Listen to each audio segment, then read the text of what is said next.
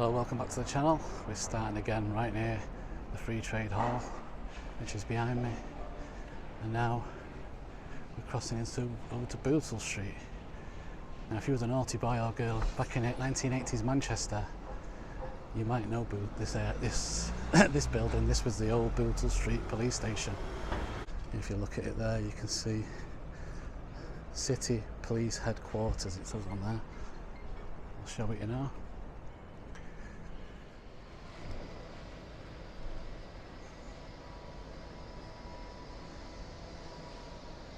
Yeah, so if you look at it, you can see it still looks like a police station. It was the police headquarters in the 80s. I think it's probably the 90s. It closed today.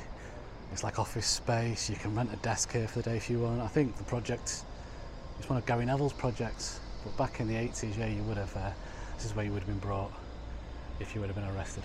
I've got a funny personal story. Actually, I had a friend called Brian who passed away a few years ago. In his younger days, Brian was a bit of a naughty boy, and what he did, he stole a car one day in Stockport, about half an hour from here, and was duly pulled over by the police and arrested, as you'd expect. He thought it was strange that he'd been in the back of the van for so long and wondered where it was they were taking him. And then he ended up being brought here to Bootle Street Police Station, which, considering where the crime had occurred, it was a bit unusual. And so Brian had been arrested before. He knew the procedure, so he thought it was even odder when he was thrown in a cell without being booked in. No details were taken from him, and he was just sat, left to rot in the cell for an hour or so. About an hour later, a policeman came to the cell and told him, "We've got some bad news and we've got some good news."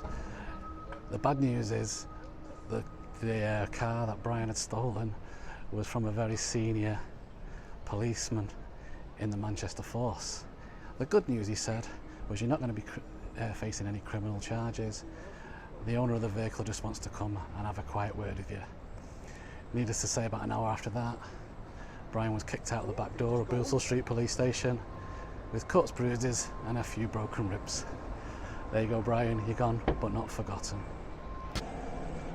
Now obviously I'm not condoning Brian's actions that day, or the police's for that matter, but I just thought it was a funny story to tell you.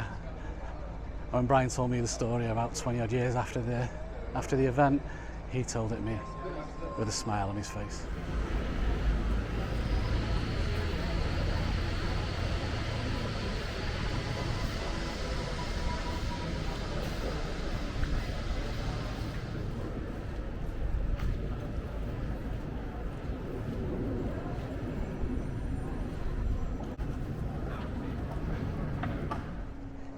Yeah, we're in a place called Lincoln Square, and there's a statue here I want you to see.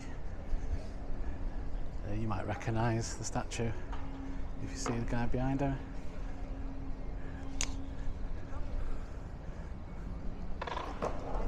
Obviously no prizes for guessing who it is. I'm sure you recognise him, and I think the name Lincoln Square basically give it away. So you might be wondering, why does Manchester have a statue of Abraham Lincoln? Well, the short story is it was gifted. It was a gift from America in 1918, and it was meant to go to London. However, the people of London didn't like the fact, if you look at their statue, Abraham Lincoln is dressed a little bit scruffy, and that wasn't good enough for those people of London. He can't stand outside Westminster looking like that, so they were about to turn it away and give it back. Thankfully Manchester put their hands up,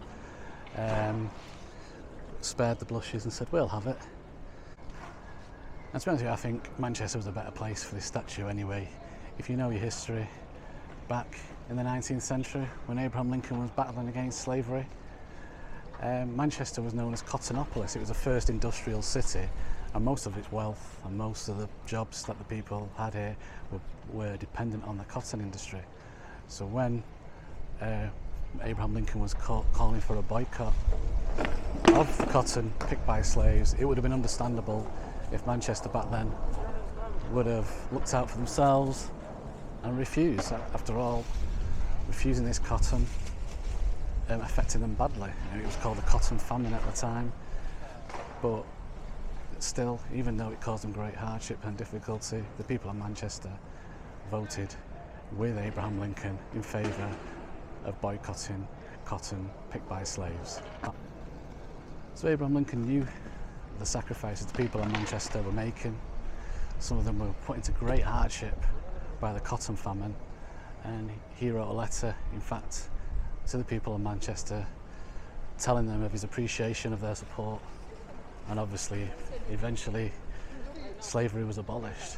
And it's little things like that, little actions like that, that make a difference in history. And that's another reason why I said earlier on that I'm proud to be a Mancunian.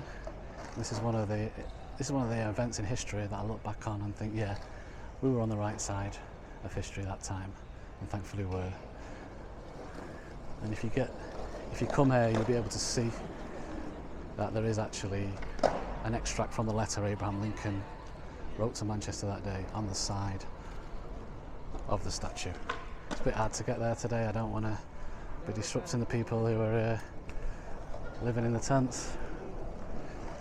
You've probably got interesting stories of their own. So there you go. If you never knew why Manchester, or maybe you didn't even know Manchester had a statue of Abraham Lincoln, now you do. Now you know, and now you know why.